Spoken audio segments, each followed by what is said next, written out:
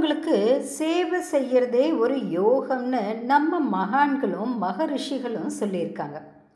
சேவை செய்கிற எண்ணம் தோன்றின உடனேயே நம்ம மற்றவங்கள பற்றியும் பொது நலத்தை பற்றியும் சிந்திக்க ஆரம்பிச்சிடுறோம்.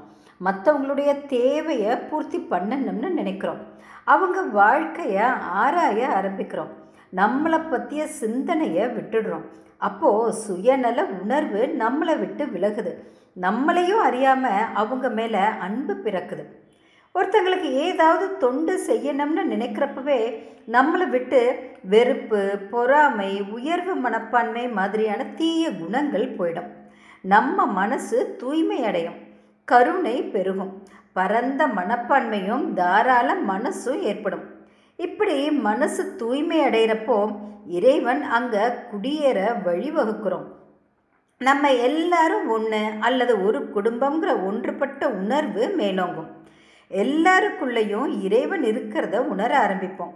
இந்த உணர்வே பேரானந்தத்தை தரக்கூடிய ஞானத்தை அடைய வழிவகுக்கும். உலகத்தில் இறைவன் மலைகளா, நதிகளா, மனுஷங்களா, மிருகங்களா, பறவைகளா தோன்றியிருக்கார். அதனால் நாம் மற்ற மனுஷங்களுக்கோ இந்த உலகத்துக்கோ செய்கிற சேவை இறைவனுக்கு செய்கிற சேவை. அந்த சேவையே நம்ம செய்கிற இறை வழிபாடு. அதனால் சேவை செய்கிறது மூலமாக நம்ம மனசு தூய்மை அடைகிறதோட இறை உணர்வும் ஏற்படும்.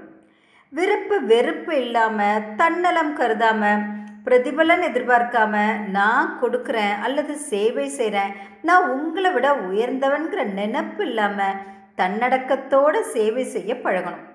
எல்லார்கிட்டையும் கருணை காட்டணும், அன்பு செலுத்தணும், மற்றவங்கள அனுசரித்து போகணும், சகிப்புத்தன்மையை வளர்த்துக்கணும், பெருந்தன்மையோடு நடந்துக்கணும்.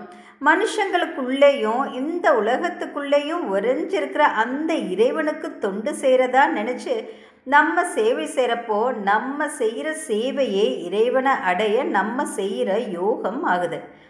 9 குழந்தைகளை பறிகொடுத்த தாய் எப்படி பிழைச்சிருக்க ஒரு குழந்தை மேலே அன்பு செலுத்துவாங்களோ அப்படி எல்லா உயிர்கள்கிட்டையும் அன்பு செலுத்த பழகணும். அப்படி அளவு கடந்த அன்பு செலுத்துகிற ஒரு மனுஷன் அவன் இறந்ததுக்கப்புறம் உயர்ந்த ஒரு தெய்வீக நிலையை அடைவான்னு ஸ்ரீ சுவாமி சிவானந்தா சொல்லியிருப்பார். நம்ம சந்தோஷத்தையும் வசதிகளையும் விட்டுட்டு மற்றவங்களுக்கு உதவ முயற்சி செய்கிறப்போ தான் உண்மையிலேயே நம்ம பேரானந்தம் அடைகிற பாதையில் முன்னேறி போகிறோம். ஐம்புலன்களும் நம்ம கட்டுக்குள்ளே வரும். அடுத்தவங்க மேலே கோபப்படுறதும் இன்னொருத்தவங்கள அலட்சியப்படுத்துகிற குணமும் அந்த நிலையில் நம்மளை விட்டு விலகும். அமைதியும் பொறுமையும் அதிகரிக்கும். மனசு அலப்பாயிறது குறைஞ்சு ஒருமுகப்படுத்துகிற ஆற்றல் அதிகரிக்கும். நெருக்கடியான நேரங்களில் கூட சிந்திச்சு செயல்படுற ஆற்றலை அடைவோம். மன உறுதி அதிகரிக்கும். இந்த மனநிலை தான் தியானம் செய்ய அடிப்படையான தகுதி.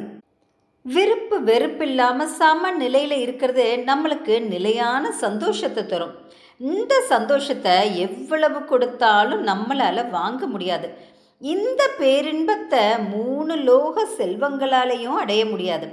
அதனால தான் செல்வச் செருக்கோட அரண்மனையில் வாழ்கிற மனுஷங்களை விட சமநிலையோட குடிசையில் வாழ்கிற மனுஷங்க மன அமைதியோடையும் சந்தோஷத்தோடையும் இருக்கிறாங்கன்னு சொல்கிறோம்.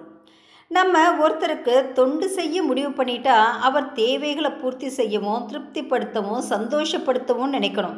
நம்மளுக்கு பிடிச்சதை மட்டும்தான் செய்வோங்கிற எண்ணத்தை விட்டுடணும்.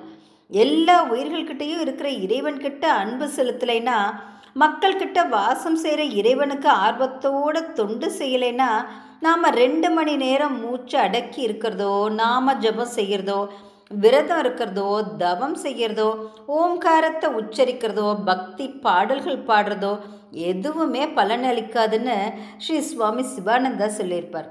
மற்றவங்களுக்கு சேவை செய்யாதவங்களுக்கு தியானம் கைகூடாது. அடுத்தவங்க கஷ்டப்படுறத பார்த்துட்டு இருக்கிறவங்கள இறைவனோட உண்மையான பக்தர்கள்னு சொல்ல முடியாது. இறைவன் நமக்கு எதிரில் ஒரு நோயாளி உருவத்தில் காட்சி கொடுப்பார். அப்போது நம்ம அந்த நோயாளிக்கு உதவலைன்னா, பரிவோடு 4 வார்த்தை பேசலைன்னா, கல் நெஞ்சுக்காரங்களான நாம் எப்படி கருணாமூர்த்தியான இறைவனை பார்க்க முடியும்? நமக்குள்ள இறைவன் ஆத்மாவாக இருக்கார். அதே இறை சக்தி தான் எல்லாருக்குள்ளேயும் ஆத்மாவாக இருக்குது. சேவை செய்கிறப்போ நாம் இறைவனுக்கு சேவை செய்கிறோம். நமக்குள்ளே இருக்க இறைவன் நம்மளை இப்படி செயல்பட இயக்குறான்னு நினச்சி செய்கிறப்போ நாம் இறை உணர்வை அடைவோம். அப்போது அது ஒரு யோகமாக வழிபாடாக ஆகுது. இறைவன் நமக்கு தூய அன்பையும் எல்லாத்துக்குள்ளேயும் இறைவனை பார்க்குற மனநிலையையும் மற்றவங்களுக்கும் இந்த உலகத்துக்கும் தன்னலம் கருதாமல் சேவை செய்கிற மனப்பக்குவத்தையும் அருளட்டும்.